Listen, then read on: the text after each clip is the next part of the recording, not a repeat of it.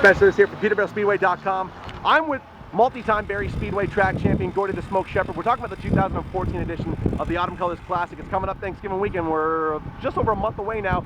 Gordy, you're gonna have your hands full this year, doing double duty. Tell me a little bit about the 2014 edition of the Classic. Yeah, we're gonna bring both late models again. I think we're gonna bring the young lad with us there, Jordan. Sorry, it's the plan anyway. I'd just like to go down there and have a good finish. You know, winning's always a priority, but trying to finish in the top three is always the big one. It seems as though every year the script is relatively the same, where you guys unload super fast, something happens, it's typically not of your doing, and then you guys have to fight back a little bit. I mean, does it get a little bit frustrating year after year, sort of getting caught up in these 3- and 4-man floppies that you seem to get caught up in? Last year had to be about the worst one in the limited late for me. Kind of lost my cool a bit. We had a really good car, and it was just frustrating that we couldn't get up to the front. And yeah, I don't know. This seems to be my luck there. I can't really blame anybody, but it just seems to be. Hopefully, maybe the monkey will be off our back. So 114 laps for the pro late models, 75 laps for the limited late models. The cars, to the casual fan, look the same, but I'm sure that the two features are radically different with how you have to approach them. Do you have to utilize different strategy for each division? Well, it's in the limited late. I would say both. You want to be at the front, but you don't want to be using your stuff up right away. And you know, the limited late model is a little bit different, because when we go to that race, you have to weigh almost 100 pounds or so more than the pro. So it's a little different getting used to switching car to car, because once you take that weight out, the car seems to handle a bit better. So. Like I said, just trying to stay out of trouble just seems to be the biggest key, and hopefully luck goes your way.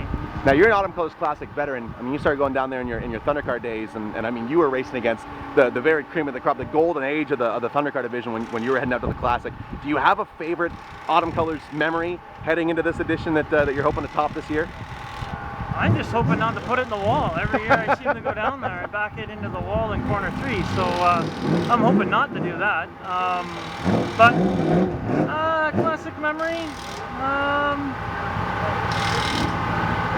Not really.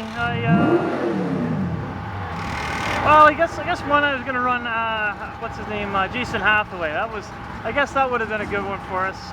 It got rained out, but it was going to be a great race, and me and him we were going at it pretty hard at Barrie the week before, and we were hoping to duel it out at the fall colors, but it got rained out, so that would have been my memory. I mean, those are the years where you'd have a Thundercar feature, if there were 25 guys on the track, 23 of them could win the feature without anybody being surprised in the least bit. I mean, that really was the golden age. It was good, hard racing then. That's all I got. Like now you got a couple that are just probably going to run away with it, and then the rest are fighting for 5th back. So yeah, back in the day, it was hard racing. There was a lot of parity, that's for sure. Now I know that the weekend itself, it stretches from a Wednesday to Monday, and the Ridge Road Racing team, you guys do it up big. I mean, you guys do the Classic in a big way with the golf tournament and everything else that you got going on. I mean, the racing's really only half of it. The other half of the experience, I mean, talk to me about the atmosphere of the Classic and what really keeps you guys going back every year. Well, we like going early. We usually have a Thursday night golf, or Thursday golf day, and then we unload the cars, and then we have some drinks and go through tech, and some people drink a little too much, but that's the fun of it. That's the party, right? You're going there to have a good time, and then looking forward to the barn dance, and hopefully no one gets thrown out of the barn dance. And the race to Tech Lane, because you'll have probably some of the most insightful conversation you have all weekend in the standing in Tech Lane, waiting to get through the scales. Yeah, you have good conversations, and the best part about it is you get to see racers that you haven't seen all year, and buddies that you've made friends from previous years, and you get to catch up. It's just a lot of fun that way. I know that the Classic, just like any other race weekend, probably even more so due to the cost of the whole deal, is not possible without the right people behind the scenes. Thank the folks that are going to get both of your number 10s to the Speedway this year. Well, I got to thank our car owner, Peter Shelswell.